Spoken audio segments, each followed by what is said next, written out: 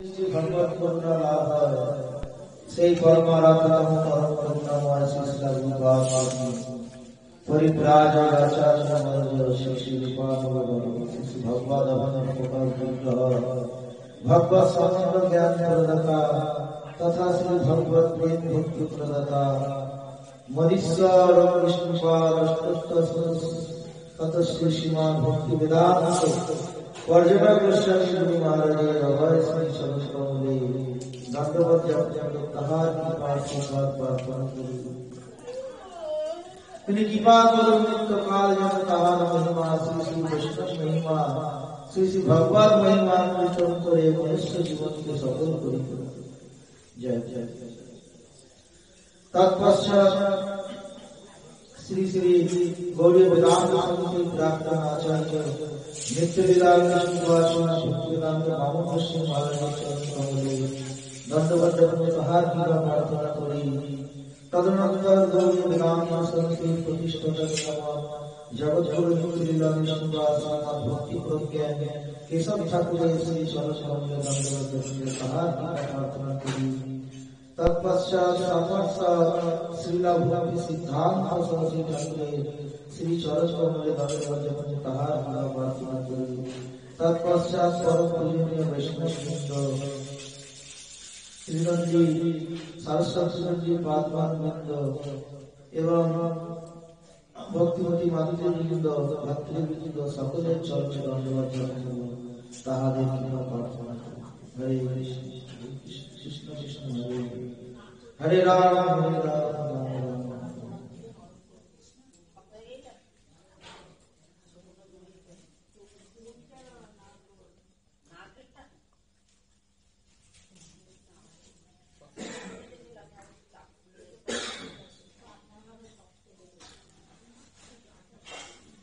শ্রী শ্রী চৈতন্য চরিতামৃত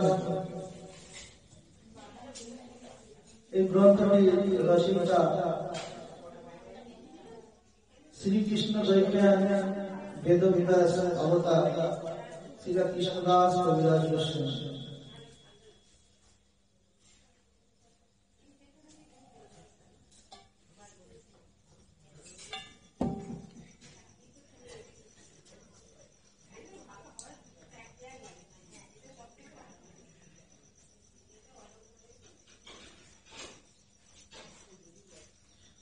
শ্রী শ্রী চৈতন্য চরিতামৃত মধ্যলীলা দ্বাদশ পরিচ্ছেদ। শ্রী বিষ্ণু শ্রবণে পরিচ্ছেদ ভবদয়া সখী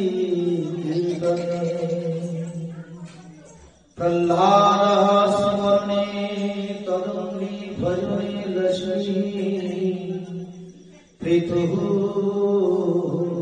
পূজনে অক্রুস্তবন্দনে কপিপতি রসস্থা শক্তি অর্জুন সর্বসাম্য নিবেদনে বলিধু কৃষ্ণাপ্তি পরম।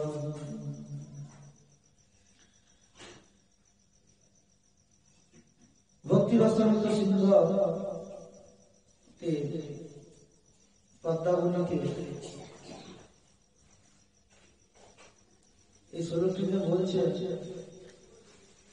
এক একটি অঙ্গ জারি করে এক একটি ভক্তির অঙ্গ জারি করে এক একজন ভগবানকে লাভ করেছে।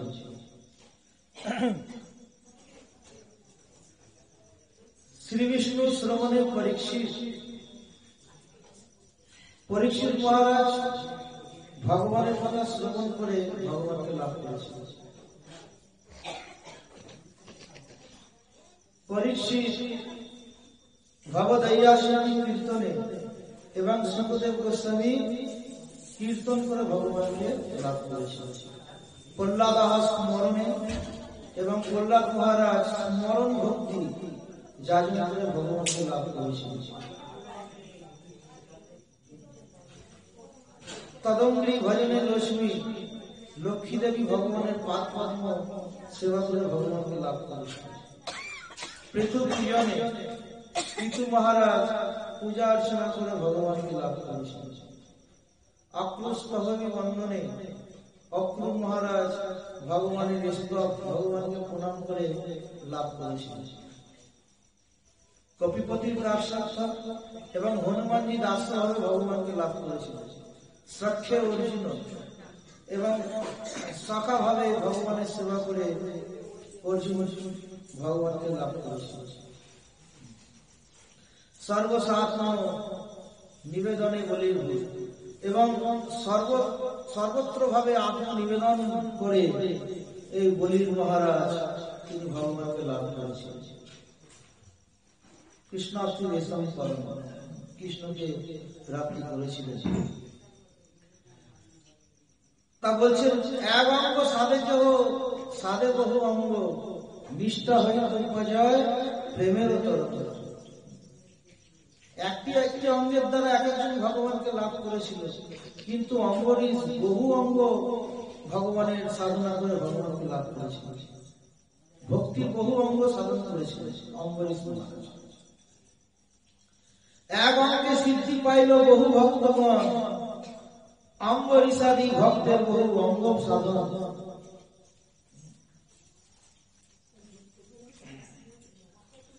এই হচ্ছে ভক্তির বিষয়।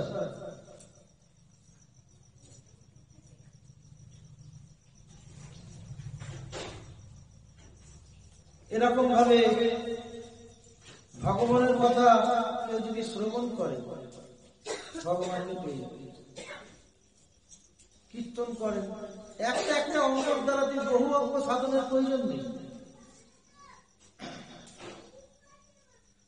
যিনি সমর্থ তিনি বহু অঙ্গ যাজন করবেন, যিনি অসমর্থ ভক্তির একটা অঙ্গ যাজন করলেই ভগবানকে লাভ করা যাবে। খালি শ্রবণের দ্বারাতেই পাওয়া যাবে। কীর্তনের যদি কীর্তনের রুচি হয় কীর্তনের দ্বারাতেই পাওয়া যাবে। স্মরণ ভক্তিতে প্রহ্লাদ মহারাজ ভগবানকে পেয়েছিলেন।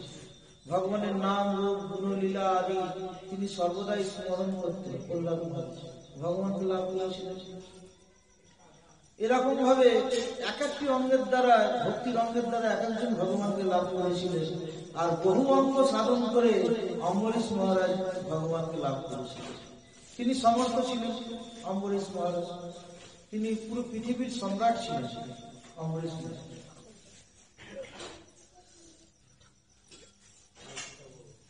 শ্রীমদ্ ভাগবতে নবম স্কন্ধে ৪র্থ অধ্যায় বলছেন সবাই মনঃ কৃষ্ণ পদারবিন্দয় বসন্সি বৈকুণ্ঠ গুণানুবর্ধনে করো হরের মন্দির মাণিনাধি শ্রুতিঞ্চ করাচ্যুত সৎকথয়। এই অম্বরীশ মহারাজ একাদশ ইন্দ্রিয়ের দ্বারা 11টি অঙ্গ ভক্তির অঙ্গ যাজন করে ভগবানকে লাভ করেছেন।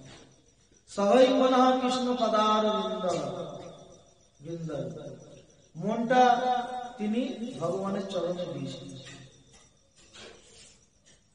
নিত্য নিরন্তর ভগবানের চরণে তার মনটি নিযুক্ত থাকত অম্বরীশ মহারাজ। কিভাবে এটা সম্ভব?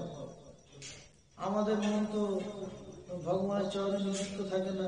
আমাদের কি এমন দায়িত্ব আছে সংসারের প্রতি, কি এমন কর্ম করি যে ভগবানের চরণে আমাদের মন নাই? কিন্তু অম্বরীশ মহারাজ পৃথিবীর সম্রাট ছিলেন, তিনি পৃথিবীকে শাসন করতেন। তার কি দায় দায়িত্ব কম? তার কর্ম কম? তথাপি তিনি ভগবানের চরণেতে মনটা নিযুক্ত করেছিলেন। মন তার ইধার উধার ভটকাত না।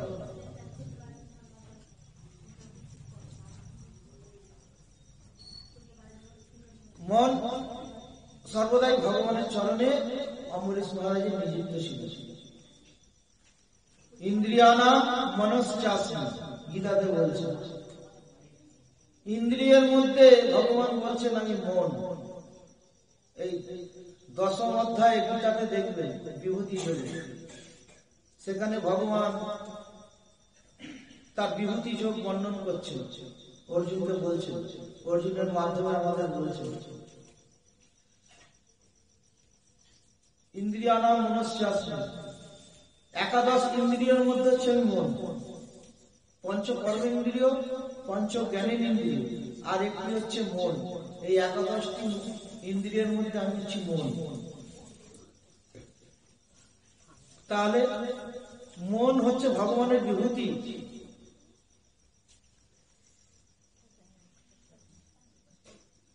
মন যেহেতু ভগবানের বিভূতি, এর জন্য মন সর্বদাই ভগবানের চরণেতে নিযুক্ত হতে চায়। কিন্তু আমরা অভাগা দুর্ভাগা, সেই মনটিকে বিষয়ের মধ্যে লাগে। মন সর্বদাই ভগবানের দিকেই যেতে চায়। কে না শান্তি পেতে চায় এই জগতে? সবাই আমরা শান্তি পেতে চাই, কিন্তু তার উপায় জানি না। সবাই আমরা শান্তি সুখ পেতে চাই, ভগবানের চরণেই যে নিত্য শান্তি, নিত্য সুখ, সেটা আমরা অবগত হতে পারি না। তাই ভগবান গীতার মধ্যে বললেন, সেই শান্তিটা কোথায়, সেই সুখ শান্তিটা কোথায়? তমেব শরণং গচ্ছ সর্বভাবেন ভারত, তৎপশ্চাৎ পরম শান্তি স্থানাম প্রপশ্যি শাশ্বতম। বলছেন, জীব সর্বত্র ভাবে যদি আমার শরণাগত হয়, সর্বভাবে না, সর্বত্র ভাবে যদি আমার শরণাগত হয়, আমার কৃপায় সেই জীব পরম শান্তি লাভ করতে পারে।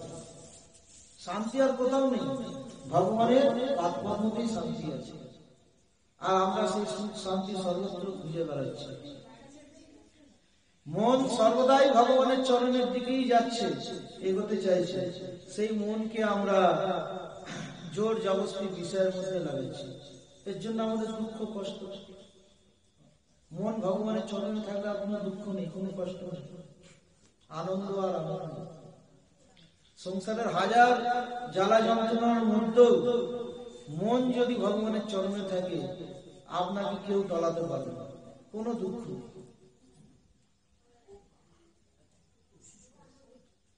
এই কারণে এই মনটাকে ভগবানের চরণে নিতে হবে।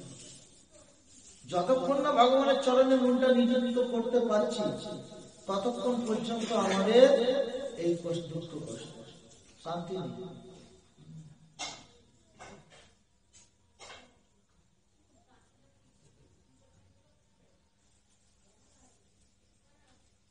একজন সাধুর মুখে আমি শ্রবণ করেছিলাম, খুব সুন্দর সে বলেছিলেন, এই সংসারেতে আপনার মনটাকে কেউ চায় না, কেউ সমাধান করে না। এই সংসারে সে যেই হোক, এই সংসারে আপনার মনটাকে কেউ বুঝতে চায় না। সবার সম্বন্ধ সেই বিষয়টি নিয়ে, সবার যতক্ষণ ধন দৌলত বিষয় আছে, ততক্ষণ পর্যন্ত আপনাকে সব সম্মান করবে, খাতির করবে। তারপর যখন থাকবে না, কেউ আপনাকে বুঝবে না। একজন রিটায়ার্ড হয়ে গেছে একজন ব্যক্তি,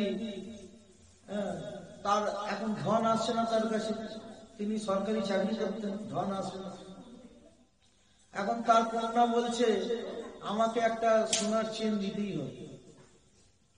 বলছে, মা আমি এখন কোথা থেকে দেবো, এখন তো আমার সেই ইনকাম নেই, চাকরি নেই, আমি এখন তো রিটায়ার্ড লাইফে আছি, আমি কিভাবে দেবো? বলে, না তোমাকে দিতেই হবে। বলে, তুই এরকম করছিস, আমাকে তুই এখনো চিনতে পারলি না, বুঝলি না, আমি তোর কি না তোকে দিইনি, যখন আমি চাকরি করতাম কি না তোকে দিইনি, তুই যা চেয়েছিলাম তোকে তাই দিয়েছি, তুই আমার মনটাকে বুঝলি না। বলে, তোমার মন নিয়ে আমি কি করবো? মেয়ে বলছে, তোমার মন নিয়ে আমি কি করবো? দেখ, মুখের ওপর বলে। এর জন্য এই সংসারেতে আমাদের মনটাকে কেউ বুঝতে চায় না।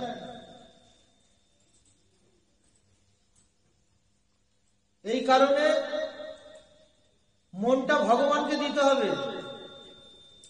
এই সংসারের যাবতীয় বিষয় বস্তু যা আছে, সব সাংসারিক লোকের দরকার, সাংসারিক লোককে দিয়ে দেন।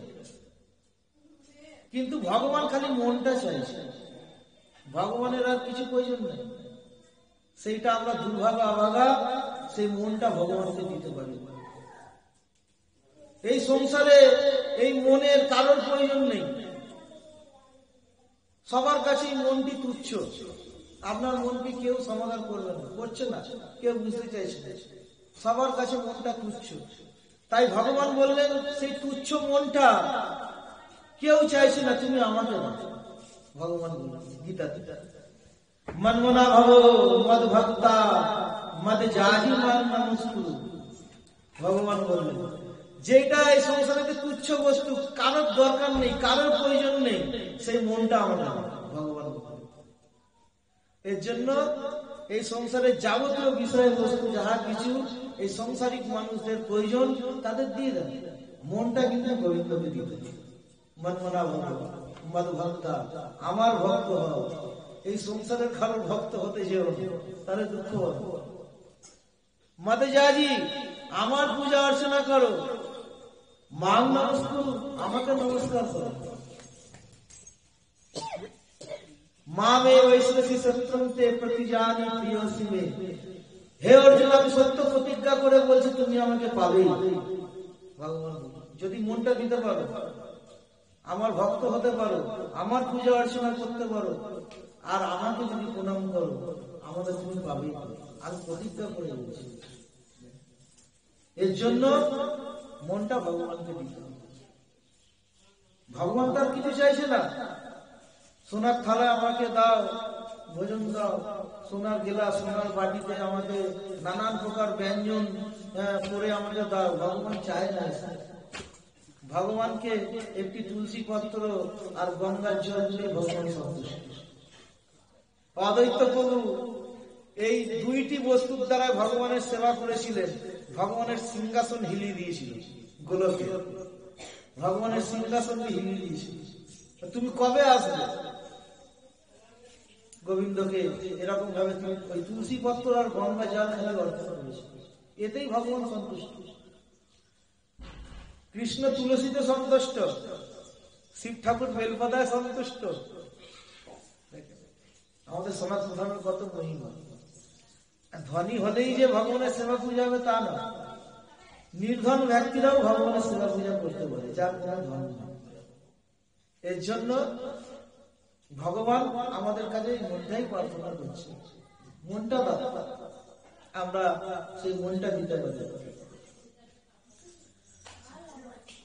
বসাংশী বৈকুণ্ঠ গুণানুবর্ণনে। আর অম্বরীশ মহারাজ সর্বদাই এই বাক্যের দ্বারা ভগবানের গুণগান সংকীর্তন করতেন। সর্বদাই তিনি ভগবানের গুণগান সংকীর্তন।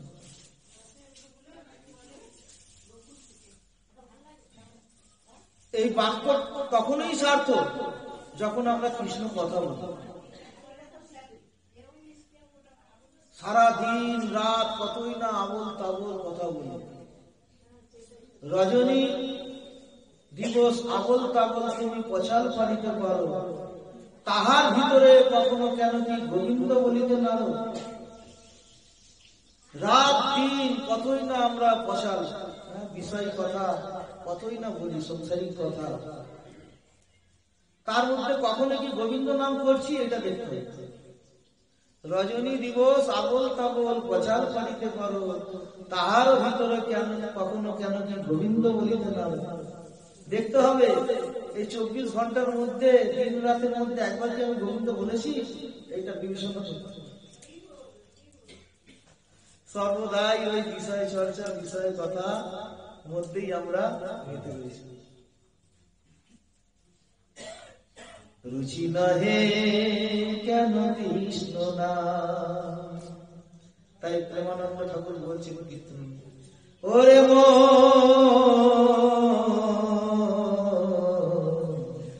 রুচি নহে কেন কৃষ্ণ নাম। কেন কৃষ্ণ নামে রুচি? যেহেতু বিষয়েতে রুচিটা আছে, বিষয়ের মধ্যে মনটা পড়ে রয়েছে, এর জন্য কৃষ্ণ নামে রুচি নেই। তবে জানি পূর্ব জন্মে আছে কত পাপ কর্মে, সে লাগিবি তোরে মা ওরে মন রুচি নহে কেন কৃষ্ণ না।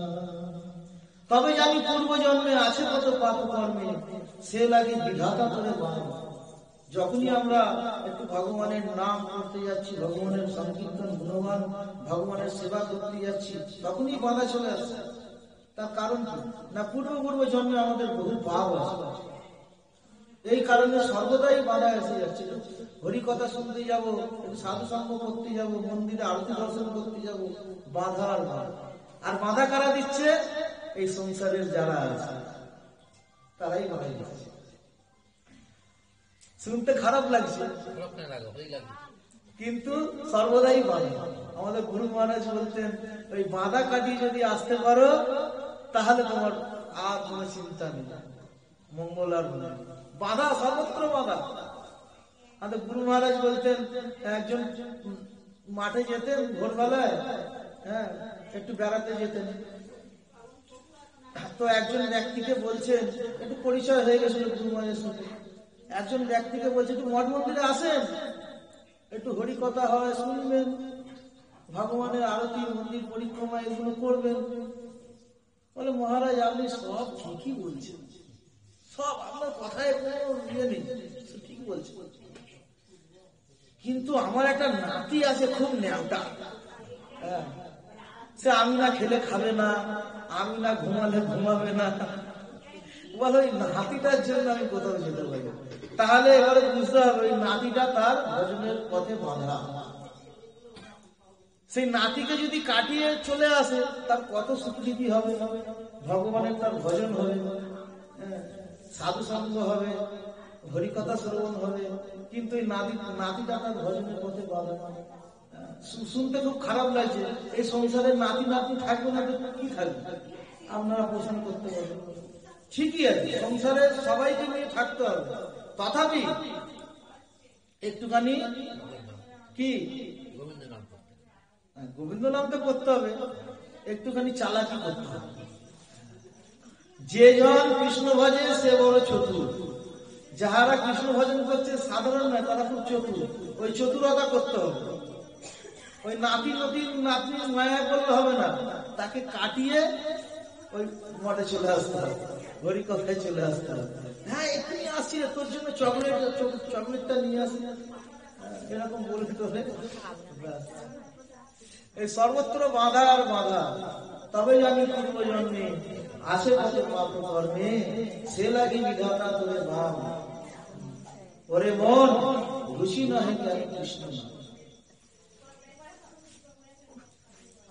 তারপর বলছেন, যদি অন্য কথা পাও আটিয়া সাটিয়া কও, কৃষ্ণ নাম লইতে আলিস। যখন কোন বিষয় চর্চা একদম গাঁট বেটে আটিয়া সাটিয়া করে বসে একদম খুব বিষয় করে, আর কৃষ্ণ নাম নেবার সময় আলস। যদি অন্য কথা আটিয়া সাটিয়া কৃষ্ণ নাম লইতে আলিস। কৃষ্ণ নাম নেবার বেলা তখন আলস, কত রকম বিষয় কথা। বাবা একবার কলকাতায় একটা স্কুলের সামনে আমি দাঁড়িয়ে রয়েছি, যেন স্কুলেতে বাচ্চারা পড়তে আসেনি, যেন সমস্ত মায়েরাই পড়তে। হ্যাঁ সেই স্কুলের বাইরে সব বসে রয়েছে, গেটের সামনে রকে সব বসে, আর ওই চলছে বিষয় কথা। একজন মা বলছে, ও আজকে সকালবেলা কি যে পড়বো আমার মাথায় ঢুকছিল। ওই ফ্রিজের মধ্যে কালকের মাছটা ছিল, ওটাকে গরম করে ওর বাবাকে দিয়ে দিলাম, খেয়ে চলে গেল। এই বলছে। তাহলে এই সাংসারিক কথা, সর্বত্র সাংসারিক কথা, এগুলো বলার কি আছে? এগুলো তো ব্যবহার আমাদের করতেই হবে, প্রত্যেক দিনকার এটা করো, এটা আমাদের করতে হবে। এগুলো বলার কি আছে? ফালতু কথা, এই সাংসারিক চর্চা। যদি অন্য কথা পাও আটিয়া সাটিয়া কও, আর কৃষ্ণ নামও লইতে আলে। যখন বলা হয় মা একটুখানি গোবিন্দ নাম করে, বললো সময় নেই, কিভাবে হবে সংসার, এত কাজ। ওই সংসারে যদি গোবিন্দ ভজন না হয়, ওই সংসারে আবার ঘুরে আসতে হবে। মৃত্যু হয়ে গেল ছাড় নেই, ওই সংসারিতেই আবার আসতে হবে। গোবিন্দের চরণে আর যেতে হবে না। সংসারটা তোমার ভজনের পথে বাধা, আর সংসারের মধ্যে খুব মত্ত হয়ে আছে, আর মৃত্যু হওয়ার পর আবার ওই ঘুরে সংসারেই আসতে হবে। এর জন্য এই সংসারের মধ্যে থেকে গোবিন্দ নাম নিতে হবে, হাজার সমস্যার মধ্যে। তাহলে তাকে আর এই সংসারেতে আসতে হবে না। কৃষ্ণ নাম লইতে হবে।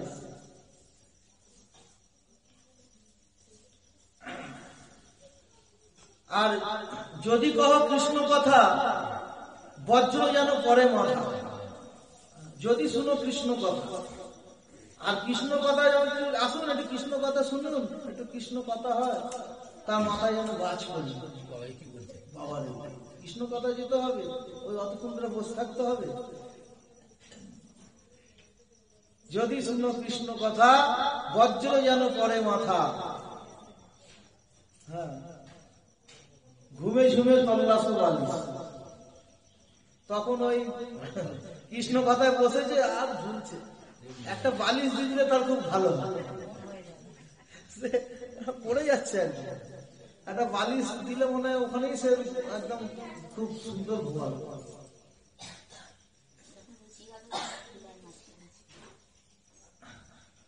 যদি শুনো কৃষ্ণ কথা, বজ্র যেন পরে মাথা, ঘুমে ঝুমে তল্লাশ বালিশ। এই কারণে এই অম্বরীশ মহারাজ সর্বদাই এই বাক্যের দ্বারা তিনি কৃষ্ণ কথা বলেন। এখনকার রাজনেতারা যেখানে যায় সেখানে খালি ওকে মারতে হবে, ওকে ধরতে হবে, এই করতে হবে, সেই করতে হবে, এইসব কথা ছাড়া কোনো কথা নেই। কিন্তু অম্বরীশ মহারাজ তিনি যেখানেই যেতেন, ওই প্রজাদেরকে কি বলতেন? হরি কথা বলতেন। হরি কথার দ্বারাই একমাত্র সেই কথাটাই বলতেন অম্বরীশ মহারাজ, এই বাক্যের দ্বারা। তিনি পুরো পৃথিবীর সম্রাট ছিলেন, সর্বদাই তিনি হরিকথা, যেখানেই যেতেন হরিকথা।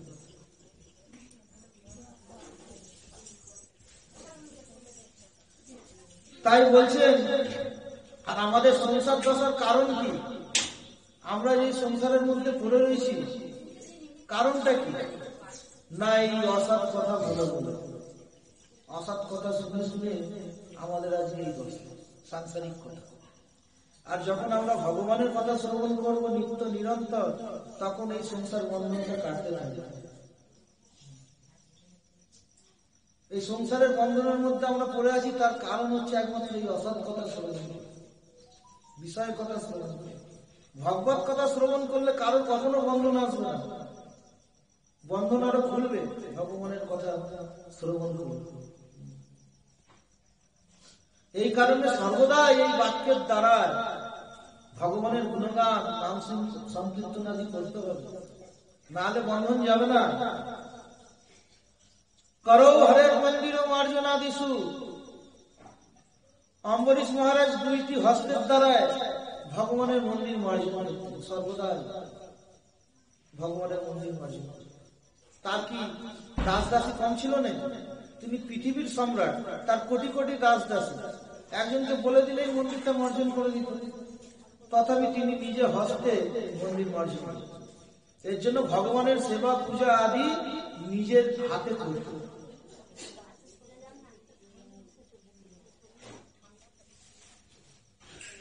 ভগবানের এখন সব দাস দাসী রেখে দেয়, মাইনে দেয়, তা ভগবানের কি ধনের কম আছে না? ভগবান অনন্ত কোটি বৈকুণ্ঠের মালিক, তার কি ধনের কম আছে নাকি? তুমি ধন দিয়ে একজন সেবক রেখেছো ভগবানের সেবার জন্য। এর জন্য ভগবানের সেবা নিজে হস্তে করতে, এতে ভগবানের খুব প্রীতি হয়, আনন্দ হয়। এই যে সারাদিন ধরে এই মায়েরা সব লেগে রয়েছে ভগবানের সেবায়, সবজি অমান্য, রন্ধন করা, সবজি ধোয়া ধুই, ভোগ লাগানো, সব নিজে হাতে করছে, তো ভগবানের প্রীতি হয়, ভগবানের আনন্দ হয়। আর আপনি ধন আছে বলে একজন সেবক রেখে দিয়েছেন, সে রন্ধন করে, সে ভোগ লাগায়, তাহলে আপনি কি করবেন? ওতে ভগবানের সুখ হবে না, ভগবানের আনন্দ হবে। এখন প্রায় দেখা যাচ্ছে সব ওই লোক লেগেছে, এটা ভগবানের সেবা হচ্ছে না। যতটা পারবেন নিজে হাতে করবেন, তারপর বেশি কোনো সেবা হয়ে গেল সেই ব্যাপার আলাদা, তখন লোককে দিয়ে করানো। সব কাজের জন্যই একটা সেবক রেখে দিয়ে যেটা ঠিক হবে। নিজে হাতে ভগবানের সেবা কিছু কিছু করতে হয়। করো হরের মন্দির ও মার্জন, সেটা মন্দির মার্জন করতে হয়। মন্দির মার্জনের বহু ফল। মন্দিরের যত ধুলোকণা থাকে তত জন্মের পাপ নষ্ট হয়ে যায় মন্দির মার্জনের ফল। কিন্তু আমাদের মন্দির মার্জনের রুচি নাই, মন্দির মার্জনের রুচি নেই। মন্দিরেতে দীপদান, এই জন্মের যত পাপ থাকে সব নষ্ট হয়ে যায়। প্রত্যেক দিন যদি মন্দিরে একটি করে দীপদান করা যায়, সমস্ত পাপ, এই জন্মের যত পাপ সব নষ্ট হয়ে যায়। আর মন্দিরের যত ধূলিকণা থাকে কেউ যদি নিজে হাতে মার্জন করে, পূর্ব জন্মের সমস্ত পাপ নষ্ট হয়ে যায়। এর জন্য নিজে হাতে ভগবানের সেবা করো হরের মন্দির মার্জন আদি শ্রুতিঞ্চ করাচ্ছুত সৎকথা দয়ে। আর এই দুইটি কর্ণের দ্বারা অম্বরীশ মহারাজ সর্বদাই ভগবানের কথা শ্রবণ করত।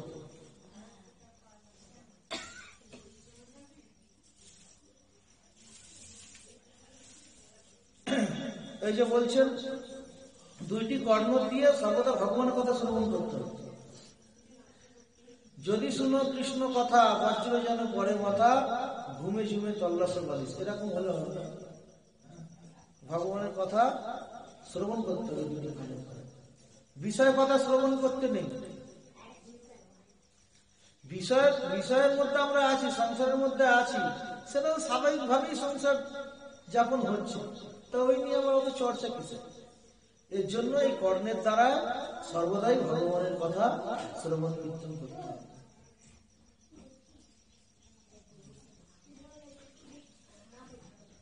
মুকুন্দ লিঙ্গালয়ে দর্শনাদিশ, অম্বরীশ মহারাজ এই দুইটি নেত্রের দ্বারা, দর্শন ইন্দ্রিয়ের দ্বারা সর্বদাই ভগবানকে দর্শন করতেন। ভগবানের বিগ্রহ, ভগবানের সেবা পূজা আদি, ভগবানের শৃঙ্গার নিজে হাতে করতেন, আর শৃঙ্গার করে সর্বদাই ভগবানের দর্শন করতেন। এই চক্ষুর সফলতা কখন? যখন আমরা গুরু বৈষ্ণব ভগবানকে দর্শন করি, তখনই এই চক্ষুর সফলতা। নালে সারা দিন রাত কতই না বিষয় দর্শন করছি, যেগুলো দর্শন করবার নয় সেগুলো দর্শন করছি, অসৎ বিষয় আদি সব দর্শন করছি, কিন্তু ভগবানকে একবার দর্শন করছি।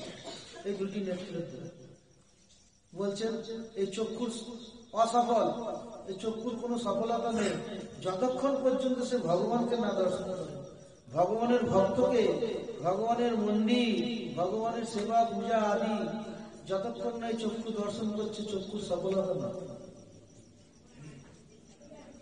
ধ্রুব মহারাজ যখন ভগবানকে দর্শন করলেন, ভগবানের এই প্রকার রূপ, তিনি পা থেকে নিয়ে মাথা পর্যন্ত একবার দেখছে, মাথা থেকে নিয়ে পা পর্যন্ত দেখছে, এত সুন্দর রূপ ভগবানের।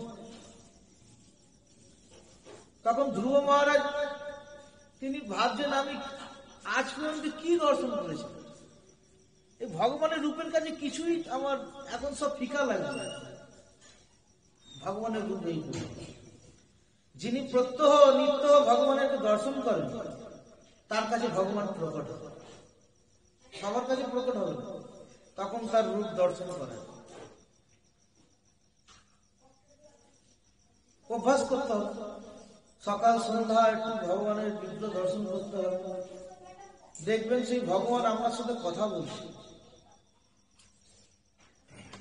যেন আপনার সমস্ত কথা শুনছে, আপনাকে যেন ইশারা করছে, সব অনুভব হবে ভগবানের বিগ্রহ দর্শন হবে। আর যখন আবার কোনো সময় দেখবেন ভগবান যেন শুকনো মুখ হয়ে দাঁড়িয়ে রয়েছে, যেন তাকে খেতে দেয়নি কেউ, এগুলো সব অনুভব হবে। অথবা খুব দুঃখে তিনি আছেন। এরকম বহু ঘটনা আছে। ভক্তের জন্য ভগবান দুঃখী হয়ে গেছে।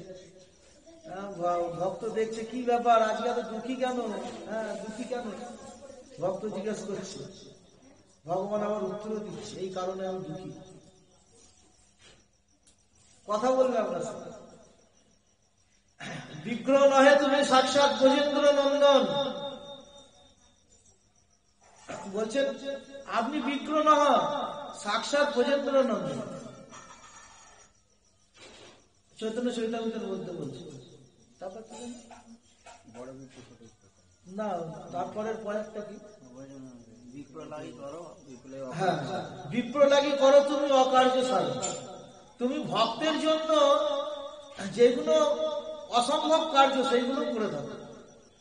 বিপ্র নহে তুমি সাক্ষাৎ গজেন্দ্র নন্দন, বিপ্রলাগী করো তুমি অকার্য সাধন। ভক্তের জন্য তুমি কি না করে থাকো।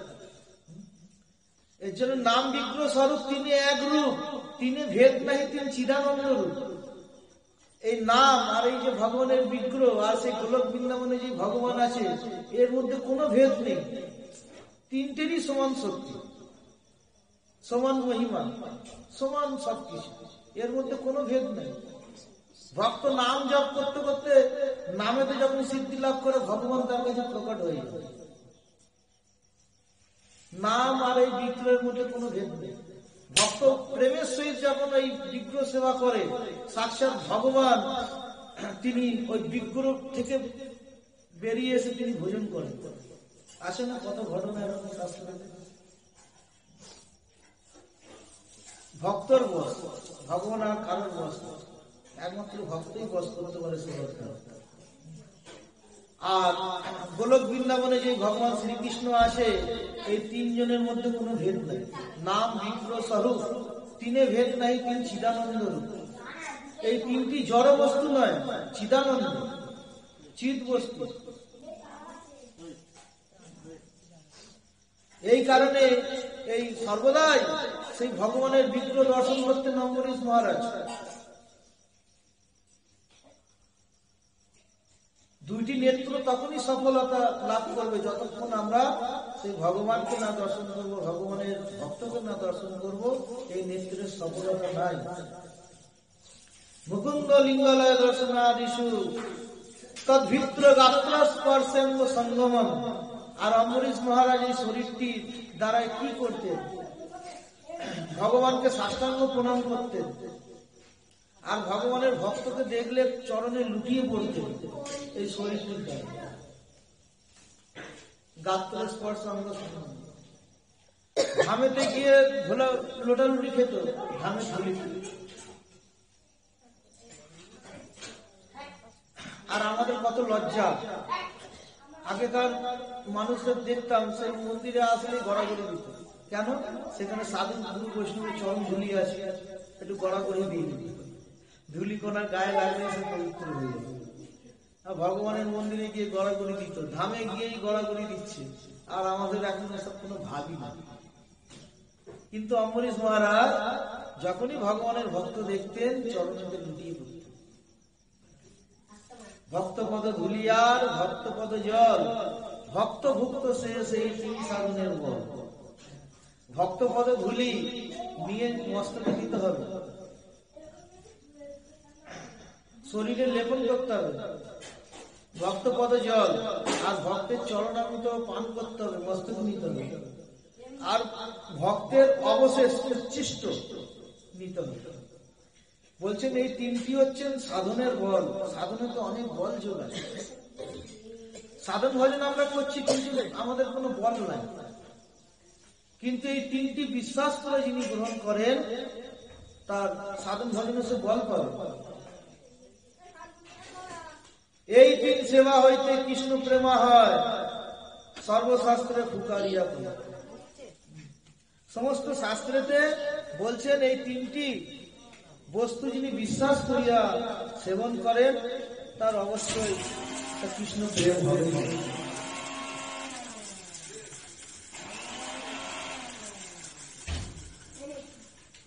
ঘ্রাণাঞ্চে তৎপাদ সরজ সৌরভে অম্বরীশ মহারাজ কি ধ্যান নিতেন?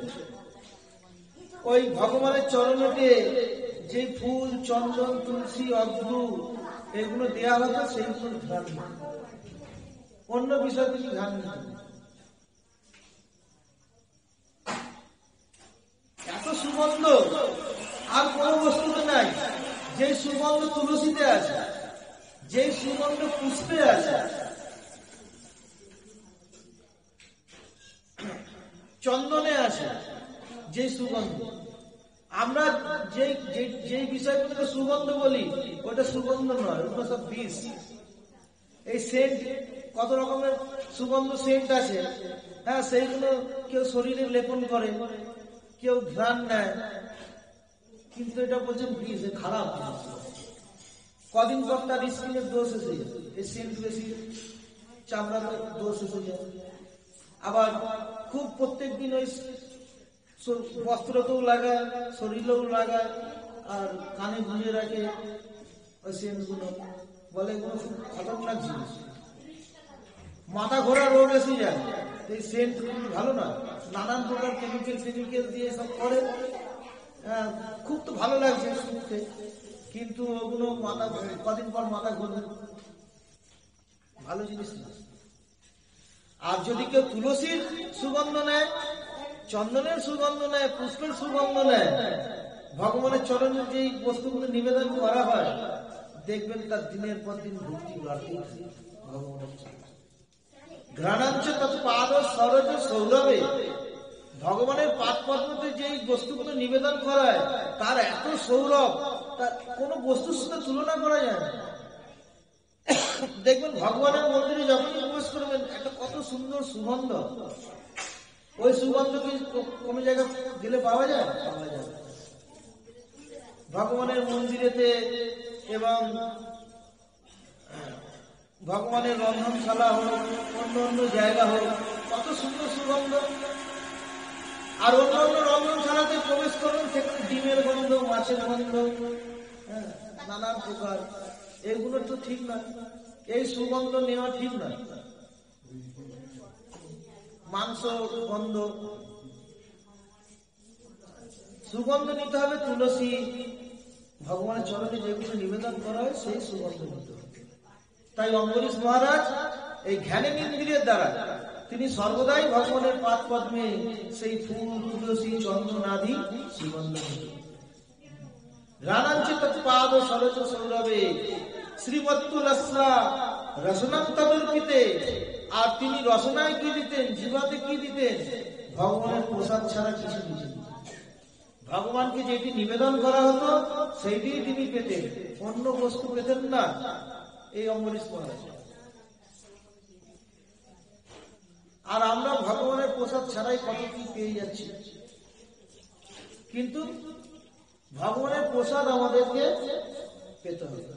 মহাপ্রভু বললেন, আকণ্ঠ ভরিয়া করো প্রসাদ সেবন। বলছেন প্রসাদ সেবন কতটা করবে? যতক্ষণ পর্যন্ত কণ্ঠে না চলে আসে, এতে কোনো দোষ হয় না, শরীরও খারাপ হয়, প্রসাদের এই প্রকার। কিন্তু আর যত আপনি প্রসাদ ছাড়া যেসব বিষয়গুলো আমরা গ্রহণ করি, ওইগুলো কিন্তু শরীরের পক্ষে খারাপ। প্রসাদের বিশ্বাস করে যদি কেউ প্রসাদ খায়, ওই প্রসাদের তার শরীর খারাপ হবেই। আর প্রসাদে যদি ওই জড় বুদ্ধি থাকে, এই ভাত খাচ্ছি, ডাল খাচ্ছি, এই খাচ্ছি, লাবড়া খাচ্ছি, এখন শরীর খারাপ হবে। প্রসাদ জ্ঞানে খেলে প্রসাদ কখনোই তার শরীরকে ব্যথা দেবে না। প্রসাদের এই প্রকার মহিমা। মহাপ্রসাদে গোবিন্দে নাম ব্রহ্মণি বৈষ্ণবে স্বল্প পুণ্যাবতম রাজন বিশ্বাস নৈব জায়তে। এই অল্প বুদ্ধি যাদের, স্বল্প বুদ্ধি, তারা বলছেন মহাপ্রসাদে তাদের বিশ্বাস হয় না। মহাপ্রসাদ আর কোথায় বিশ্বাস নেই, ভগবানের নামে বিশ্বাস। মহাপ্রসাদের গোবিন্দেতে বিশ্বাস নেই, ভগবানেতে বিশ্বাস নেই, ভগবানের নামেতে বিশ্বাস নেই। ব্রহ্মণী বৈষ্ণবেতে বিশ্বাস নেই, যাদের স্বল্প বুদ্ধি। এর জন্য এই চারটি বস্তুতে কখনো কি এই প্রকার জ্ঞান করতে নাই, বিশ্বাস করে এগুলোকে সেবন করতে হচ্ছে। মহাপ্রসাদ যখনই পাবেন ভাববেন এই মহাপ্রসাদ গ্রহণের পরে শরীরে আর কোনো রোগ থাকবে না, শরীর থেকে সমস্ত রোগ পালাবে। আমরা যখন বাড়িতে ছিলাম মাসে বছরে 3-4 বার শরীর খারাপ হতো। যখন গিয়েতে ছিলাম আরো বেশি, 3-4 বার, 4-5 বার শরীর খারাপ হতো। কিন্তু যবে থেকে মঠে এসেছি, মঠের প্রসাদ পাচ্ছি, বছরে একবার শরীর খারাপ হতো। কেন? ওই বাড়িতে আবল তাবল খেতাম, মাছ মাংস এই সেই পেঁয়াজ রসুন, এগুলো তো সব শরীরকে খারাপ করে, তামসিক জিনিস এইগুলো। মানুষের যেরকম ক্যান্সার হয়, টিবি হয়, সমস্ত পশু পাখিদেরও হয়। মাছের হয়তো ক্যান্সার হয়েছে, টিবি হয়েছে, আর সেইগুলোকে আমরা খাচ্ছি, তাহলে সেই রোগটা তো আমাদের মধ্যে আসবে, সংক্রামিত রোগ বলে না। এর জন্য দেখবেন সাধুদের খুব শরীর খারাপ কম হয়। কেন? সর্বদাই ভগবানের প্রসাদ পাচ্ছে না, শরীর খারাপ হয় না। মৎস্য ভক্ষানি সর্বভক্ষ, যিনি মৎস্য খায়, মাছ খায়, সে সব খায়। যিনি মাছ খায় সে যদি বলে আমি গরু খাই না, তাহলে সে গলত বলছে, ভুল বলছে। কেন? মাছ গরু খাচ্ছে, আবার সেই ব্যক্তি মাছ খাচ্ছে, তাহলে তার গরু খাওয়া হয়ে গেল। এর জন্য মৎস্য ভক্ষানি সর্বভক্ষ, যিনি মাছ খায় তিনি সব কিছু খায়। নদী নালাতে কত মরা ভেসে চলে যাচ্ছে, আর মাছগুলো সেই খুবলে খুবলে খাচ্ছে, আর মানুষ সেই মাছগুলোকে ধরে এনে বাজারে বিক্রি করছে, আর বাজার থেকে আমরা কিনে এনে রন্ধন করছি, তাহলে আমরা মরাও খেয়ে নিলাম। মাছটা একটু আগে মরা খেয়েছিল, আর মাছটা আমরা খেলাম মানে মরা খাওয়া। আমাদের গুরু মহারাজ বলছে মাছ খাওয়া মানে মরা খাওয়া। যেই মরাকে ছুলে স্নান করতে হয়, শ্মশানে গিয়ে পুরাতে হয়, আর আজকে আমরা সেই মরাগুলোকে রন্ধন করে খাচ্ছি, তার শরীর খারাপ হবে না? শরীরে ব্যাধি হবে না? এর জন্য আহার বিহারটা সাত্বিক করতে হবে, সাত্বিক আহার করতে হবে, ভগবানের প্রসাদ এগুলো গ্রহণ করতে হবে। শরীরে রোগ আসতেই পারে না। এই অম্বরীশ মহারাজ সর্বদাই শ্রীমত্তুল্লাহ রসনাম তদর্থিতে তিনি জিভায় কি নিতেন? ভগবানকে যেটা নিবেদন করা যেত, ভগবানকে তো আর আঁশ পেঁয়াজ ডিম মাছ মাংস পেঁয়াজ রসুন তো নিবেদন করা যায় না, ভগবান সেটা পাবে না। ভগবান কি পাবে? ডাল ভাত রুটি তরকারি, শুদ্ধ আহার, পেঁয়াজ রসুন ছাড়া এইগুলো ভগবানকে দেয়া যায়। ভগবান তখন গ্রহণ করে, সেইটিকে গ্রহণ করত। অম্বরীশ মহারাজ ভাগবতের মধ্যে দেখিয়ে গেছে, তামসিক আহার করলে গীতার মধ্যে পড়বেন শ্রদ্ধাত্রয় বিভজ্য, শ্রদ্ধাত্রয় 17 অধ্যায় যেটা আছে, শ্রদ্ধাত্রয় বিভজ্য, আর ত্রয়োদশ অধ্যায় গুণত্রয় বিভজ্য, এই দুটি অধ্যায় পড়বেন। সেখানে এই যে 17 অধ্যায় বিশেষ করে সেখানে মানুষের আহারের বিষয়ে বলেছে, কোনটা তামসিক আহার, কোনটা রাজসিক আহার, কোনটা সাত্বিক আহার, ভগবান গীতা 17 অধ্যায়ের মধ্যে গীতার মধ্যে বলেছে। আর সাত্বিক আহার করলে মানুষের শরীরে কি ক্রিয়া করে, রাজসিক আহার করলে কি ক্রিয়া করে, তামসিক আহার করলে মানুষের শরীরে কি ক্রিয়া করে, সব দেওয়া রয়েছে গীতার মধ্যে, সব দেওয়া রয়েছে। যখনই আমরা তামসিক আহার করি আমাদের বুদ্ধির বিকৃতি হয়েছে, বুদ্ধি কাজ করে না তামসিক যখনই আহার করি। আর হিংসা বৃত্তি মনের মধ্যে চলে আসে, তখন ওই মারামারি কাটাকাটি। তামসিক আহার যারা করে তাদের আচার আচরণ, তাদের সদাচার দেখবেন কিছু নাই, সর্বদাই তাদের ওই যুদ্ধ চলছে। রাজসিক আহারে ওই তখন লাভ পূজা প্রতিষ্ঠার একটা ভাব আসে রাজসিক আহার। পেঁয়াজ রসুন না হোক, মাছ মাংস ডিম না হোক, রাজসিক আহারটা কি না অতি তেল দেওয়া, রিচ করে খাওয়া, অতি মশলা দেওয়া, এগুলো সব রাজসিক খাওয়া।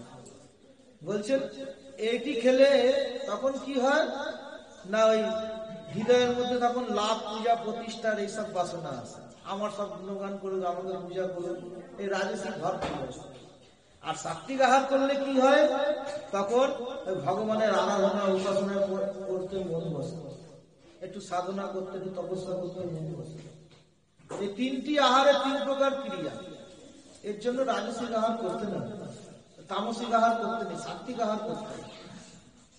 সাত্বিক আহার করলে বুদ্ধি ঠিক থাকে, বুদ্ধির কোনো বিকৃত হয় না।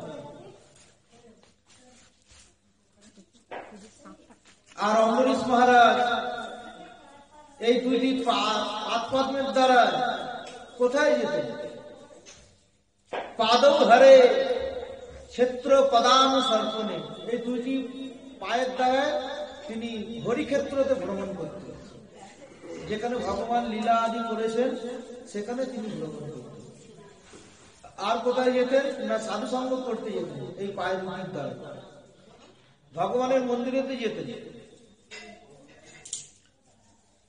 এই কারণে অসৎ জায়গায় যেতে নাই, অসৎ জায়গায় যেতে নেই। এই পা দুটির তখনই সফল হয় যখন আমরা এই পা দুটির দ্বারা ভগবানের ক্ষেত্রেতে ভ্রমণ করতে যাই, তীর্থ করতে যাই। বৃন্দাবন, নবদ্বীপ, পুরী ধাম, এই ভগবানের ক্ষেত্র, ভগবানের লীলার ধাম এখানে।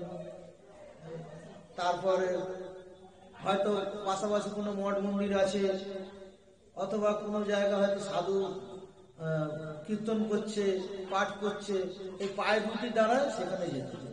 অসৎ জায়গায় যেতে। কেউ হয়তো যাচ্ছে জুয়া খেলতে, কেউ হয়তো যাচ্ছে দারুখানায় মদ খেতে, এই পা দুটির দ্বারা। ওই ওখানে বিচারও সেরকম হয়, যমরাজ তোমাকে আমি এই দুটো পা দিয়েছিলাম, তা তুমি কোথায় কোথায় ভ্রমণ করেছো? না ওই জুয়া খেলতে গিয়েছিলাম, ওই মদের আড্ডায় গিয়েছিলাম। তা বলে ঠিক আছে, তাহলে তুমি এবারে বৃক্ষ হও। বৃক্ষ তো আর কোথাও যেতে পারে না, ওই তাকে বৃক্ষ করে ভাগবতের মধ্যে আসে দেখবে। এর জন্য শরীরের যত অঙ্গ আছে সমস্ত অঙ্গকে ঠিক ঠিক কাজে লাগাতে। আর এই চোখের দ্বারা যদি ভগবানের বিগ্রহ না দর্শন করি, ময়ূরের পালকে যে চোখ আঁকা আসে না, তখন সে আর চোখ পায় না, ওই ময়ূরের চোখের মতো হয়ে যায়।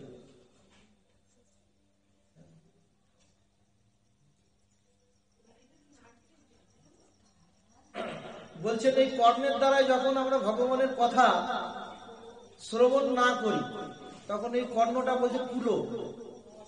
কুলো দেখেছেন না, এত বড় কুলো? বলছেন এই কর্ণ ওই কুলোর সমান। ভগবানের কথা শ্রবণ করলো না, বলছে এই কর্ণর দ্বারা ভগবানের কথা যেহেতু শ্রবণ করলো না, সেই কর্ণটি কুলো। আর এই জীবার দ্বারা যদি ভগবানের কথা না বলা হয়, তাকে বলছে ভ্যাক। ভ্যাক মানে ব্যাং। ওই সর্বদা গ্যাং গ্যাং গ্যাং করছে। ওই রাত দিন আমরা ওই ভগবানের কথা ছেড়ে ওই বিষয় চর্চা করছি, ওই ব্যাঙের সঙ্গে তুলনা করেছি।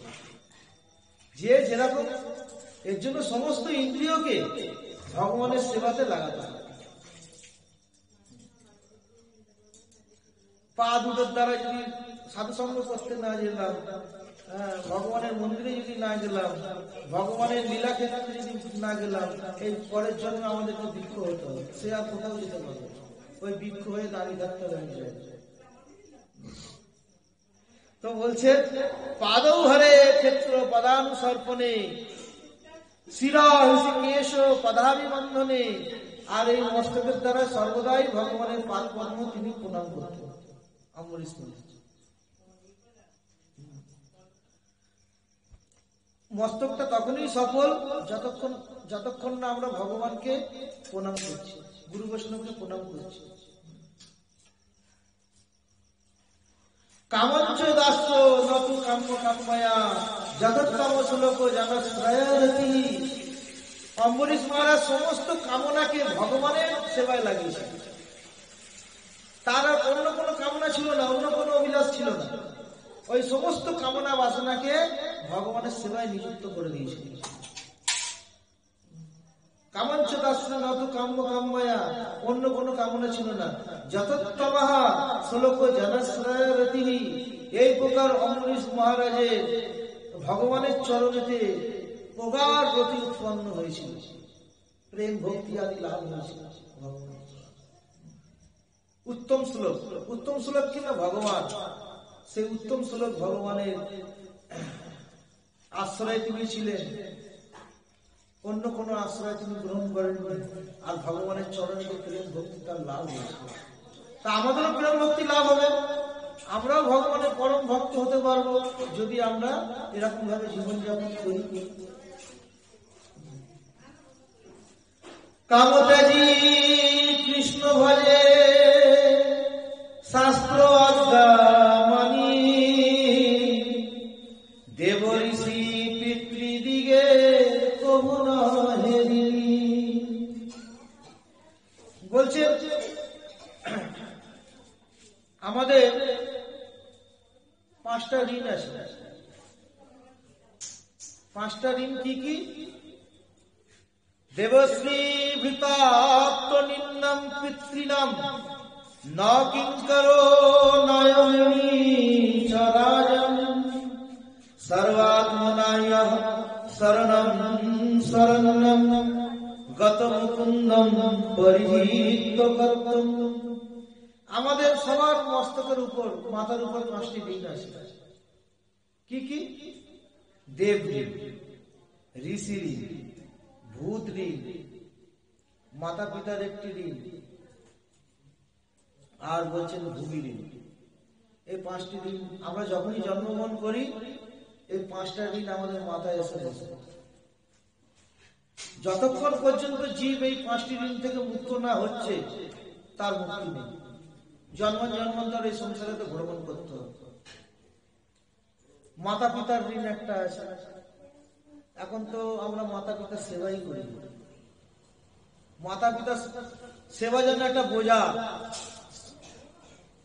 ও বলে বড় ঘরে যাও, বড় বলে মেজের ঘরে যাও, মেজে বলে সেজের ঘরে যাও, কেউ আর মাতা পিতার সেবা করে গেলে বসে, এরকম ভাব।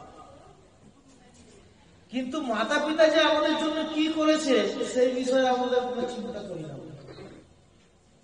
একটা সন্তান যখন জন্মগ্রহণ করে, তাকে যদি ছেড়ে দেওয়া যায়, সে বাঁচবে? না পারে কথা বলতে, না পারে হাঁটতে, না পারে কিছু ইশারা করতে, না পারে খেতে। সন্তান যখন জন্মগ্রহণ করে, কিন্তু মাতা পিতা তাকে কত আদরের সহিত তাকে লালন পালন করে।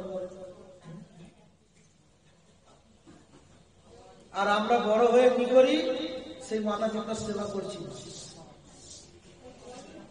এর জন্য জগতে যত ঋণ আছে শোধ করা যাবে, কিন্তু মাতা পিতার ঋণ কেউ শোধ করতে পারবে না। মাতা পিতার ভূমিকা সর্বোপরি। মাতা, বন্ধু বান্ধব, ভাই বোন, এই জগতে যারা আছে সবার ঋণ আপনি শোধ করে দিতে পারবেন, কিন্তু মাতা পিতার ঋণ শোধ করা যাবে। রাতের পর রাত জেগে রয়েছে, সন্তান পালন করছে। দিনের বেলা তো ঘুম নেই, হামাগুড়ি দিয়ে যদি পুকুরে গিয়ে পড়ে, সবে হামাগুড়ি দিতে শিখেছে। এখন যদি একটুখানি দিনের বেলা একটুখানি মা হয়তো খুব পরিশ্রম হয়ে গেছে, ঘুমাচ্ছে, তথাপি ওই আধ ঘুম নাই। সন্তানের প্রতি তার ধ্যানটা আছে। সে হামাগুড়ি দিয়ে যদি পুকুরে গিয়ে পড়ে যায়, নদী নালাতে গিয়ে পড়ে যায়, যাদের পুকুরের ধারে ঘর তাদের খুব কষ্ট। তো কিভাবে একটা সন্তানকে পালন করেছে, বিদ্যা দান করেছে, তাকে স্কুলে যদি না ভর্তি করতে মূর্খ হয়ে থাকতো, কিন্তু সেই সন্তানরা এখন মাতা পিতা সেবা করছে। তো বলছেন, আর একটি বলছেন ঋষি ঋণ। ঋষি ঋণটা এই যে গীতা, ভাগবত আদি এগুলো যদি না জগতে প্রকট হতো ঋষিদের দ্বারা, তাহলে আমাদের মধ্যে কোনো সদাচার থাকতো না, কোনো আচার আচরণ থাকতো না, আমরা পশুর মতো জীবনযাপন ধারণ করতাম। আজকে এসব শাস্ত্র আছে বলে আমাদের আচার আচরণ, আমাদের মধ্যে কিছু সদাচার আদি আমাদের মধ্যে আছে। এই শাস্ত্র পড়েই আমরা সব জানতে পারছি। এর জন্য ঋষিদেরও একটা ঋণ আছে, এই ঋষি ঋণও শোধ করতে হবে।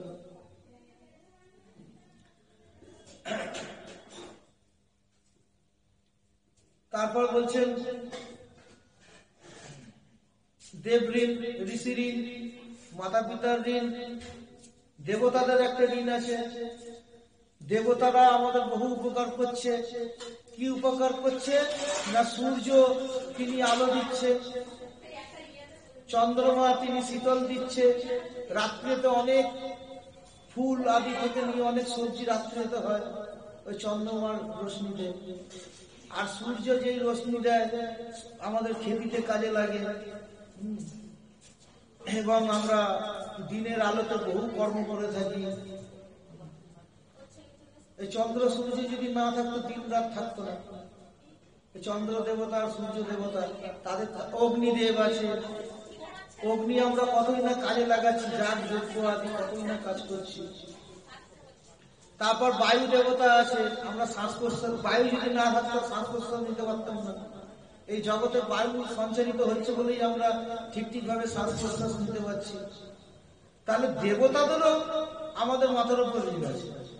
এই ইন্দ্রদেব বর্ষা করে, তা চাষবাস হয়। যদি বর্ষা না হয় চাষবাসও হবে না। তাহলে দেব ঋণ একটা আছে। তারপর ভূমি ঋণ, এই পৃথিবীর ওপর আমরা জমি কর্ষণ করছি, পৃথিবীর ওপরে আমরা মলমূত্র ত্যাগ করছি, পৃথিবীর ওপরে আমরা ঘুরে বেড়াচ্ছি, এই ভূমি ঋণ। আর একটা হচ্ছে ভূত ঋণ। ভূত ঋণ মানে সমস্ত মানুষের থেকে আমরা উপকার পাই। এই জগতে অনেক নেতারা আছে, তারা একটা রাস্তা করে দিচ্ছে, একটা পুকুর কেটে দিচ্ছে, একটা স্কুল কলেজ করে দিচ্ছে, আমরা কত উপকার পাচ্ছি সমাজের থেকে। বলছেন এই প্রকার ঋণ আমাদের মাথায় আছে, আর এইসব ঋণ শোধ করতে কেউ পারবে না। তাই এখানে বলছেন হ্যাঁ, এই পঞ্চ ঋণটাকে শোধ করা যায়।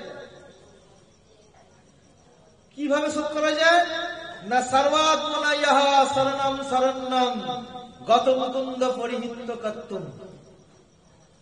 কেউ ব্যক্তি যদি সর্বাত্মভাবে সেই ভগবান গোবিন্দের, ভগবান কৃষ্ণের শরণাগত হয়ে যায়, শরণম শরণ্যম, সেই মুকুন্দের শরণাগত হয়ে যায়, তার এই জগতের কোনো কর্তব্য থাকে না, কোনো কর্ম থাকে না। সমস্ত কর্তব্য কর্ম থেকে সে মুক্ত হয়ে যায়। আর কোন উপায় নাই। এই পাঁচটি ঋণ থেকে মুক্তি পাওয়ার আর কোন উপায় নেই, একমাত্র মুকুন্দর সেবা করা, গোবিন্দ সেবার দ্বারা। যিনি সর্বত্র ভাবে গোবিন্দ সেবা করবে, মুকুন্দর সেবা করবে, এই ঋণ থেকে সে মুক্ত হতে পারবে।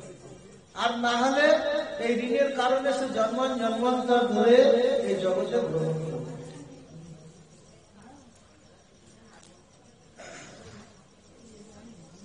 তাই বলছে কাম কাজী কৃষ্ণ ভাজে শাস্ত্র আজ্ঞা মানি, দেব ঋষি পিতৃদিগের কবু নহে ঋণী। যিনি সমস্ত কাম ত্যাগ করে শাস্ত্র অনুযায়ী কৃষ্ণ ভজন করছে, সে কখনো দেবতা, ঋষি, পিতৃদিগের ঋণী নয়। সমস্ত ঋণ থেকে সে মুক্ত হয়ে গেছে। এর জন্য গোবিন্দ সেবার উপর আর কোনো সেবা নেই, গোবিন্দ ভক্তির উপর আর কোনো আরাধনা উপাসনা নেই। অন্য অন্য আরাধনা উপাসনা করেন, আপনি হয়তো একটু পাপ যাবে, কিন্তু ঋণ থেকে মুক্ত হবেন না। কিন্তু গোবিন্দর আরাধনা উপাসনা, গোবিন্দকে ভক্তি করলে সমস্ত ঋণ থেকে সে মুক্তি পেতে পারে। এর উপরে আর কিছু নাই। গোবিন্দর আরাধনার উপরে আর কোন শ্রেষ্ঠ আরাধনা নাই। বিধি ধর্ম ছাড়ি ভজে কৃষ্ণের চরণ, নিষিদ্ধ পাপাচারে অজ্ঞানে হয় যদি পাপ উপস্থিত, কৃষ্ণ তারে শুদ্ধ করে না করায় প্রাশ্চিত। নিতাই গৌর হরি হরি হরি।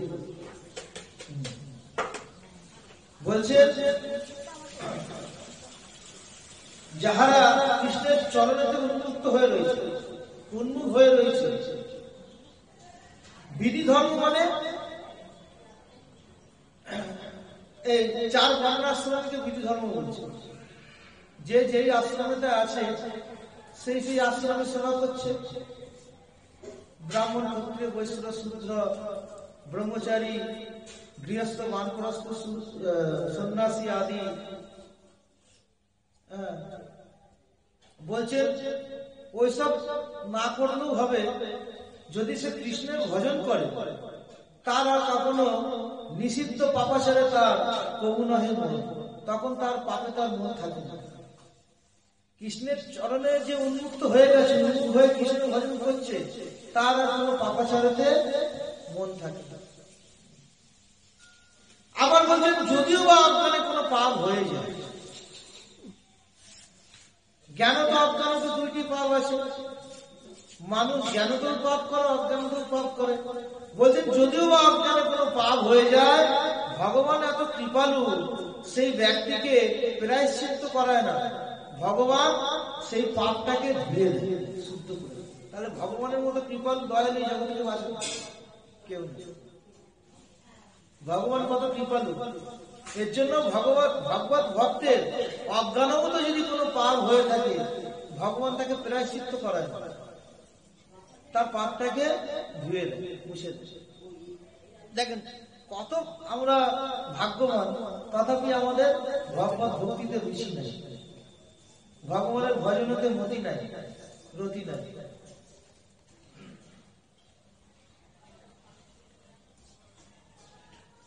সপাদমূলং ভজতা প্রিয়স্য তত্তান্নো ভাবস্য হরি পরেশঃ বিকর্ম যজ্জত পতিতং কথঞ্চিৎ ধুনতি সর্বং হৃদি সন্নিবিষ্ট।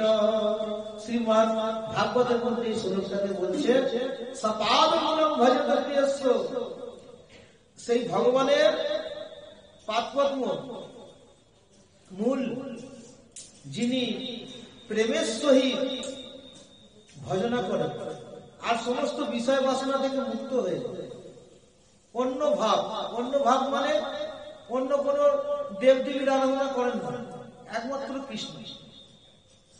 সপাদমূলং ভজত প্রিয়স্য তত্তান্ন ভাবস্য হরি পরেশ, একমাত্র হরিরই ভজনা করে, অন্য কোন দেবদেবীর ভজনা করে না, একান্ত ভাবে ভগবানের ভজনা করে। বলছেন তার বিকর্ম, তার যদি কোনো বিকর্ম হয়ে যায়, নিষিদ্ধ পাপ, নিষিদ্ধ কর্ম যদি হয়ে যায়, বিকর্ম যজ্জত পতিতং কথঞ্চিৎ, তা বলে সর্বদা নয়, হয়তো অজ্ঞানে কোনো পাপ হয়ে গেল, তো বলছেন ধুনতি সর্বং হৃদি সন্নিবিষ্ট, ভগবান তার হৃদয়ে বসে রয়েছে, সেই ভক্তের হৃদয়ে কি করছে না, তার সমস্ত পাপটাকে ধুয়ে দিচ্ছে হৃদয়, এবং হৃদয়ের মধ্যে যত পাপ আছে জীবের, সেসব পাপ গুলোকেও নষ্ট করে দিচ্ছে। এর জন্য ভগবানের আরাধনার কত ফল, ভগবানের সেবা পূজা আরাধনার কত ফল দেখে, তথাপি আমাদের সেই ভগবানের আরাধনায় রুচি নেই।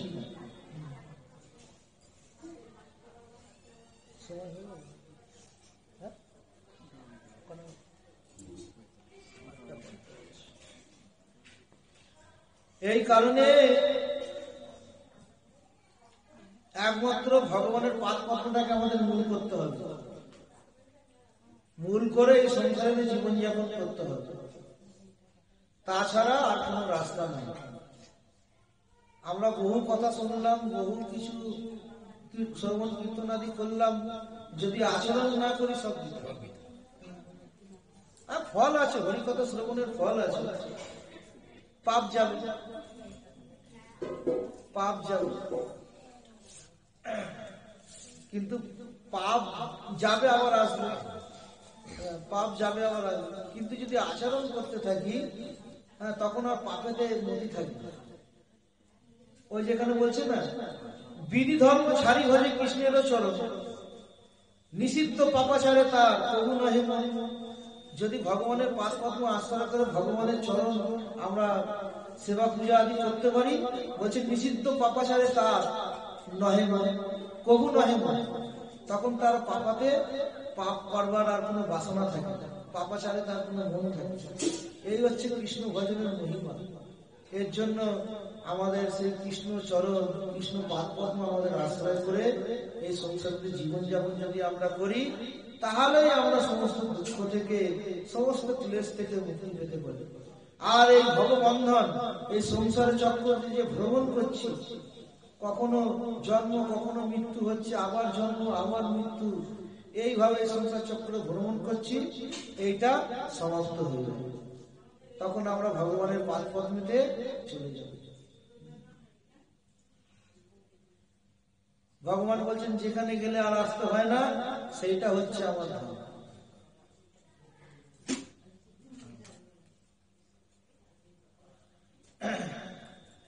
তাহলে এখানেই থাক নাকি আর শুনবে? থাকবে?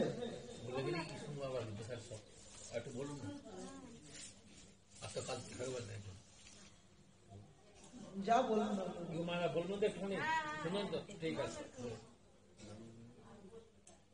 তাহলে নামের মহিমাটি শ্রবণ করেন। কালকেও নামের মহিমা কিছু বলা হয়েছে, তাহলে 2-4 মিনিট নামের মহিমা শ্রবণ করেন। হরে নাম হরে নাম হরে নামৈব কেবলম কলো নাস্তব্য নাস্তব্য নাস্তব্য গতিরন্যথা। বলছেন হরিনাম হরিনাম হরিনাম কেবল। এই কলিকালেতে গতি নাই, গতি নাই, গতি নাই, একমাত্র হরিনাম ছাড়া। এর জন্য বলছে কেবল। অন্যান্য যুগে তো অন্যান্য আরাধনা ছিল, কিন্তু হরি আরাধনা কলিতে করতে হবে, হরিনাম করতে হবে। কলৌ তৎ হরি কীর্তন। কলিতে একমাত্র জীব এই হরিনাম সংকীর্তনের দ্বারাতে তিনি ভগবানকে লাভ করেন। অন্য অন্য যুগেতে, সত্য যুগেতে ধ্যানের দ্বারাই জীব ভগবানকে লাভ করত, ত্রেতাতে যজ্ঞের দ্বারাই জীব ভগবানকে লাভ করত, দাপরাতে পূজা অর্চনার দ্বারা ভগবানকে লাভ করত, কিন্তু কলিকালে একমাত্র হরিনাম সংকীর্তনের দ্বারাতেই জীব ভগবানকে লাভ করে। এই কারণে হরিনামকে আশ্রয় করে। এই জগতে 2টি সত্য বস্তু আছে, এক হচ্ছে হরি আর এক হচ্ছে হরিনাম। যদি জগতে সত্য বস্তু কিছু থাকে তাহলে 2টি আছে। সেই সত্য বস্তুকে আশ্রয় করতে হবে। সেই ভগবান হচ্ছে একমাত্র সত্য, আর সব অসত্য। ঈশ্বর পরমা কৃষ্ণ সচ্চিদানন্দ বিগ্রহ অনাদির আদি গোবিন্দ সর্ব কারণ আরো কারণ। সেই পরম ঈশ্বরকে না গোবিন্দ কৃষ্ণ, তার স্বরূপটা কি? সচ্চিৎ আনন্দ। যদি সত্য বস্তু জগতে কিছু থাকে তাহলে একমাত্র সে গোবিন্দ কৃষ্ণ, এবং তিনি জ্ঞানময় এবং তিনি আনন্দময়।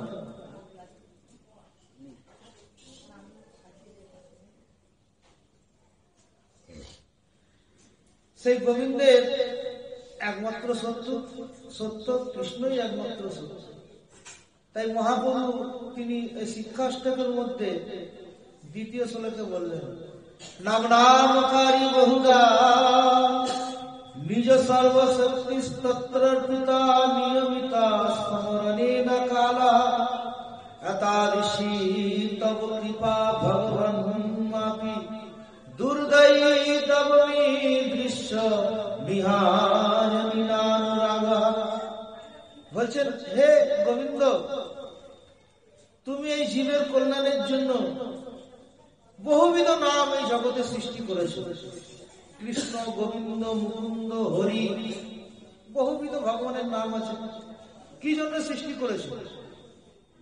না জীবের কল্যাণের জন্য, জীবের মঙ্গলের জন্য। যে কোনো একটি নামকে আশ্রয় করলেই সে মুক্তি লাভ করে, ভগবানের চরণ প্রার্থনা করে, ভগবানের প্রার্থনা করে। আবার সেই নাম যে জীব করবে তার কোনো নিয়ম করুন, নিয়মিত সমরণে না কাল, দেশকাল পাত্রের বিচার রাখুনি যে এই সময় করতে হবে, এই সময় করতে নেই, কোনো বিধি নিষেধ রাখুন, কোনো নিয়ম রাখুন। তার ভগবান কত কৃপালু, কত দয়ালু। অন্যান্য আরাধনা উপাসনা একটা শিষ্টাচার আছে, একটা নিয়ম আছে, কিন্তু হরিনামের কোনো নিয়ম নেই। সূচি অসুচি অবস্থাতেও করা যাবে হরিনাম। কিন্তু আপনি পূজা করেন, আপনাকে প্রথমে স্নান করতে হবে,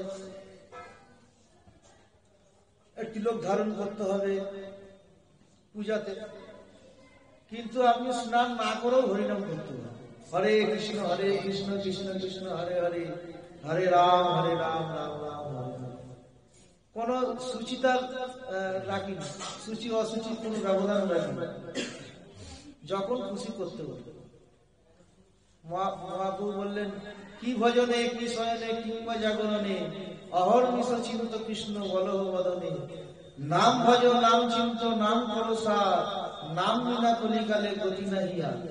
ভোজন করতে করতেও নাম করতে পারবে উচ্ছিষ্ট মুখে, কিন্তু উচ্ছিষ্ট মুখে আপনি অন্য অন্য আরাধনা উপাসনা করতে পারবেন, একমাত্র হরিনাম আপনি উচ্ছিষ্ট মুখে করতে পারবেন। আপনি ধ্যান করেন, প্রথমে আপনাকে ওই মুখ টুক সমস্ত ধুতে হবে, আর ভগবানের ধ্যান করেন, প্রথমে শুদ্ধিতা লাভ, শরীরটাকে শুদ্ধ করতে হবে। যাগ যজ্ঞ করেন, আচমন করতে হবে, শুদ্ধ করতে হবে, মুখ আচমন করতে হবে। কিন্তু হরিনামে তো আপনি উচ্ছিষ্ট মুখ করতে পারেন। কি ভোজনে কি শয়নে, শুয়ে শুয়েও করতে পারেন। শরীর অনেক ক্লান্ত, শরীর আর বল নাই, সারাটা দিন ওই খেতি করে করা হয়েছে, সারাটা দিন অন্য অন্য কাজে ব্যস্ত ছিলাম, শরীর আর পারছে না বসে থাকতে, হরিনাম করবো কি হবে না, শুয়ে শুয়ে হরিনাম করেন। কি ভোজনে কি শয়নে কিংবা জাগরণে, আর জাগ্রত অবস্থায় আপনি যেরকম স্থিতিতে থাকেন করতে পারেন। জাগ্রত অবস্থায় অফিসে করতে পারেন, অফিসের বাবুরা অফিসে করছে হরিনাম, ব্যবসায়ীরা ওই ব্যবসা করতে করতে দোকানদারি করছে, সেখানেও হরিনাম করছে। জাগ্রত অবস্থায় যেই স্থিতিতে থাকেন আপনি করতে পারেন।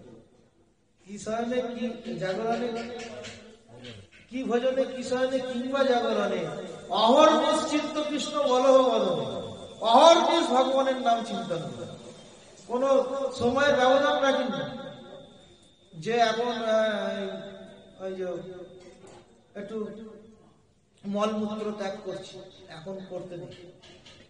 তা মহাপ্রভু একটি লীলা করলেন, চৈতন্য চৈতন্যের মধ্যে আছে, তিনি লঘু সংজ্ঞা করছিলেন। লঘু সংজ্ঞা কিভাবে করছে না, জীবটাকে কামড়ে এরকম। কেন মহাপ্রভু জীবা সবসময় চলতে তো, হরে কৃষ্ণ কৃষ্ণ কৃষ্ণ হরে হরে, হরে রাম রাম রাম হরে, সর্বদাই 24 ঘন্টা চলতে জীবা। এখন মূত্র ত্যাগ করছে, লঘু সংজ্ঞা করছে। আর লঘু সংজ্ঞা করবার সময় কি হরিনাম করবো আমি? ভগবান তিনি সবই লীলা করছেন। তখন জীবটাকে দাঁত দিয়ে কামড়ে রেখেছে, কারণ জীবা সবসময় চলছে, হরিনাম করছে। আর জীব কামড়ে রেখে তিনি ওই লঘু সংজ্ঞা করছেন। আর এইদিকে মহাপ্রভুর এক ভক্ত গোপাল, তিনি দেখতে দেখেন মহাপ্রভু জীবটাকে কেন কামড়ে রেখেছে, এরকম ভাবে কামড়ে রেখে আর লঘু সংজ্ঞা করছে। তখন কিছু বলেননি। যখন মহাপ্রভু আসলেন শৌচাদি করে, মহাপ্রভুকে জিজ্ঞাসা করছেন, আর প্রভু একটা নিবেদন আছে, কিছু মনে করবেন না? বলে বলো। বলে আপনি জীবটাকে কামড়ে রেখে কেন লঘু সংজ্ঞা করছিলেন? বলে আমি একটা অশৌচ কাজ করছিলাম, লঘু সংজ্ঞা করছিলাম, আর আমার জীব তো সর্বদাই নৃত্য করে কৃষ্ণ নামে, ওর জন্য আমি জীবটাকে কামড়ে ধরেছিলাম দাঁত দিয়ে। তখন গোপাল বলছেন, গোপাল গুরু, সেই সময় যদি আপনার প্রাণটা চলে যেত, কার কখন প্রাণ যাবে কোনো ঠিক নেই, তখন তাহলে তার কৃষ্ণ নাম করা হলো না। মহাপ্রভু বললেন, তুমি তো ঠিকই বলেছো, হ্যাঁ ওই লঘু সংখ্যা করতে করতে যে আমার প্রাণটা চলে যেত, তাহলে তো আমার কৃষ্ণ নাম হতো না। তখন গোপালকে বললো, তুমি আমার গুরু, আমি তো জগৎ গুরু, কিন্তু তুমি হচ্ছ আমার গুরু। ওর জন্য গোপালের নাম হয়ে গেল গোপাল গুরু। ওই মহাপ্রভু নাম দিয়েছিল গুরু, গোপাল গুরু। এর জন্য কি শৌচ কি অসৌচ অবস্থাতেও হরিনাম করবে। একসময় ভগবান রামচন্দ্রের সেবা করছিলেন হনুমানজি। হ্যাঁ, ভগবানকে তেল মালিশ করছেন, একটু পায়ে তেল দিয়ে দিচ্ছে, হাতে মাথায় ম্যাসেজ করছে। এরকম করতে করতে যখন পিঠে গেছে, পিঠে দেখছে একটা হনুমানের পায়ের ছাপ। তো বললেন, প্রভু আপনাকে কে পদাঘাত করেছে?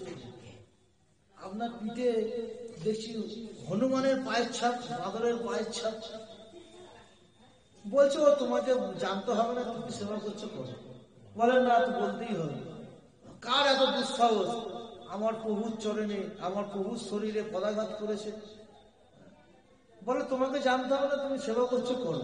তা হনুমানজি বলছেন, না তোমাকে বলতেই হবে, কে তোমার পৃষ্ঠে পদাঘাত করেছে, লাথি মেরেছে?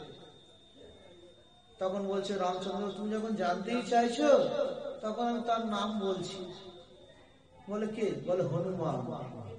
বলে, আমি আবার আপনার পৃষ্ঠতে কখন পদাঘাত করি? বলে, তুমি পদাঘাত করেছো। রামচন্দ্র বলছেন, তুমি আমার পিঠেতে পদাঘাত করেছো, লাথি মেরেছো। বলে, কখন করলাম? বলে, মনে করে দেখো কখন করেছো। এক ব্যক্তি, তিনি মল ত্যাগ করছিলেন আর এইদিকে রাম নাম করছে, পায়খানা করতে করতে রাম নাম করছে। তা হনুমানজি সেই পথ দিয়ে যাচ্ছিলেন, দেখতে পেলেন আমার প্রভুর নাম, আহা, তিনি খুব নৃত্য করতে রইলেন। কিন্তু কে করছে? দেখতে গিয়ে দেখছে তিনি মল ত্যাগ করছে আর হরিনাম, ওই রাম নাম করছে। তখন হনুমানজি ক্রোধ হয়ে গেল, আমার প্রভুর নাম নিচ্ছে মল ত্যাগ করতে করতে। তখন পিঠে এক লাফ হয়েছে, সেই ভক্তের পিঠেতে পদাঘাত করেছে। এখন নাম আর নামই তো একই বস্তু। হ্যাঁ, সে রাম নাম করতে করতে পায়খানা করছিলেন, আর ভগবান রামচন্দ্রের পিঠেতে তার লাথি মারা হয়। নামকে লাথি মেরেছে, তিনি তো নাম করছিলেন, নামকে লাথি মেরেছে, ভগবানের পিঠেতে ছাপ করেছে। বলছেন ভগবান শ্রী রামচন্দ্র বলছেন, তুমি যে ওই ভক্তকে লাথ মারলে, হ্যাঁ, তার মধ্যে সমর্থ আছে বেঁচে থাকবা?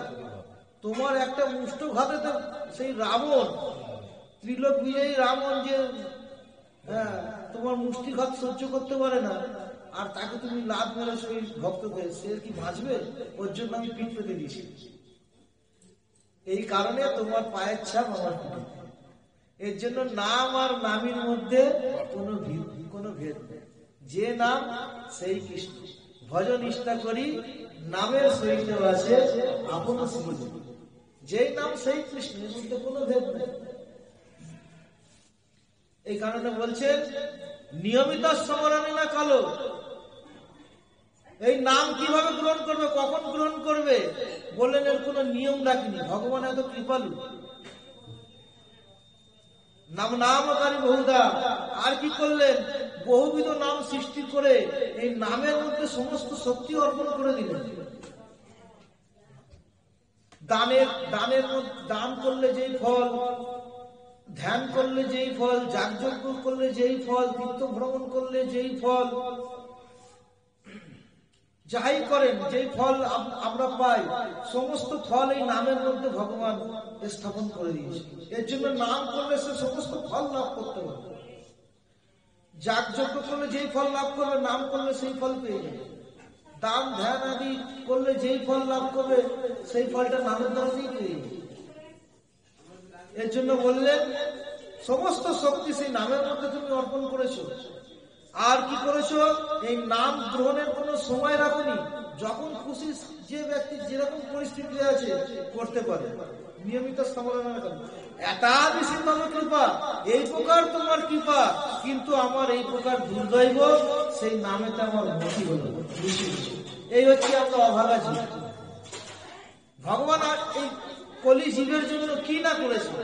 এই কলির জীব মানে হতভাগ্য জীব,